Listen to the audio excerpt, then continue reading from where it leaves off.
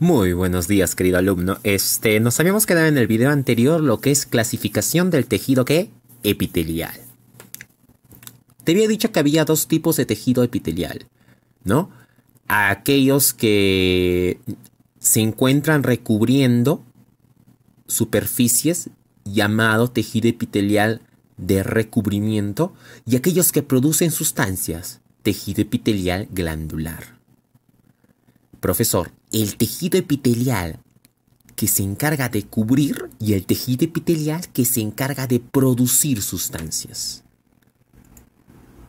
El tejido epitelial que se encarga de cubrir se llama de revestimiento y se clasifica de acuerdo al número de capas: monoestratificado o simple, poliestratificado o compuesto y pseudoestratificado.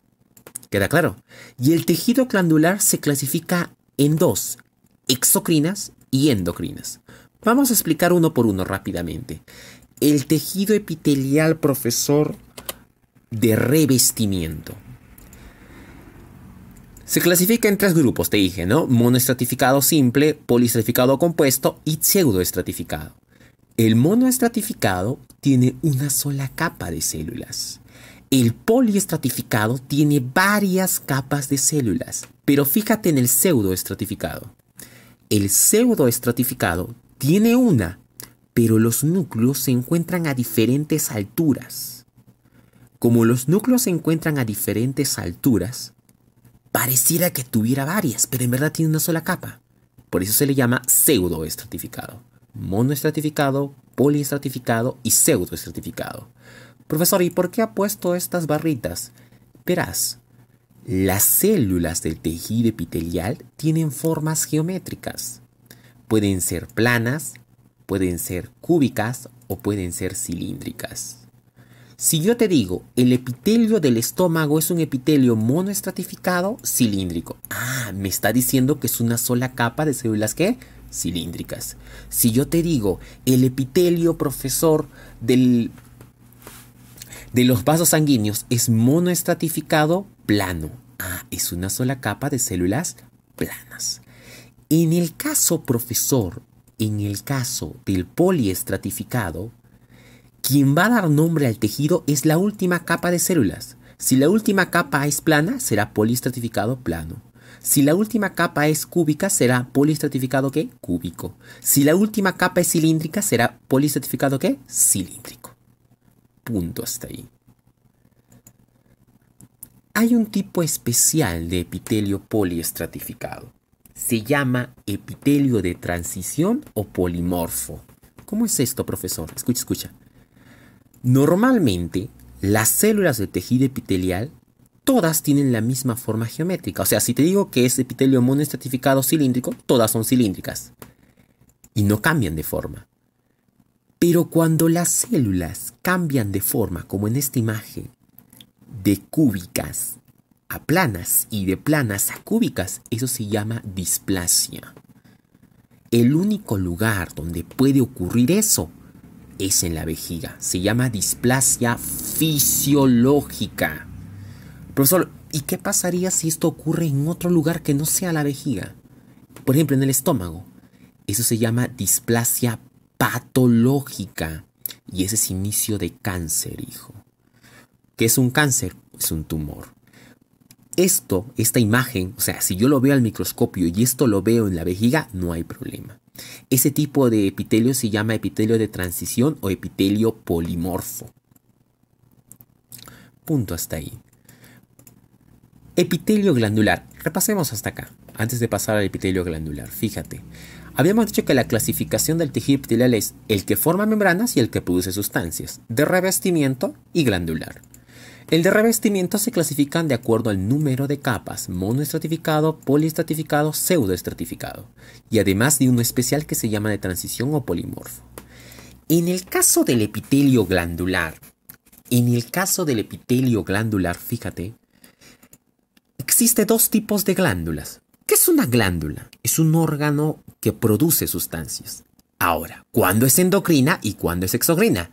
Si lo que produce va a la sangre, es endocrina. Si lo que produce no va a la sangre, es exocrina. Así de simple.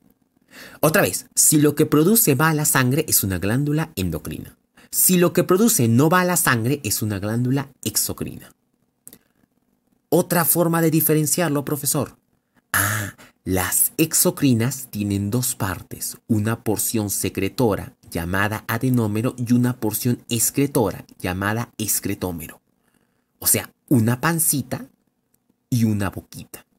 Pero las glándulas exocrinas solo tienen pancita, o sea, solo tienen porción secretora, adenómero.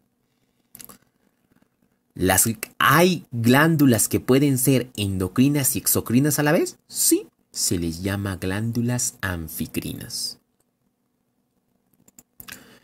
Profesor, entonces, una glándula es todo aquello que produce sustancias. Sí, si produce sustancias es una glándula, claro.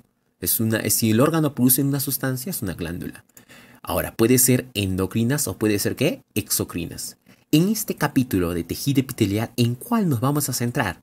Acá, en las glándulas exocrinas. ¿Por qué? Porque las glándulas endocrinas tienen su propio capítulo llamado sistema endocrino.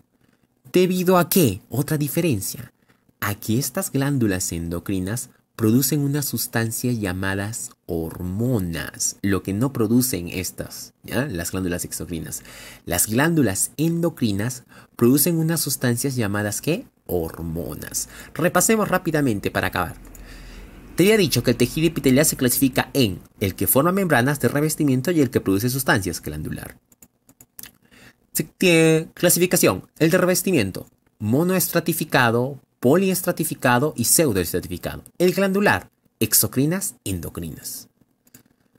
El monoestratificado tiene una sola capa de células. El poliestratificado tiene varias. Y el pseudoestratificado tiene una, pero aparenta varias. Además, puedes clasificarlo también de acuerdo al número de capas. Perdón, de acuerdo a la forma de las células. Plano, cúbico, cilíndrico. Y un epitelio especial que puede cambiar de forma se llama epitelio de transición o epitelio polimorfo, que solo se encuentra en la vejiga urinaria. El epitelio glandular son el epitelio que produce sustancias. Se clasifica en dos: glándulas endocrinas y glándulas exocrinas. ¿Cómo lo diferencio a simple vista?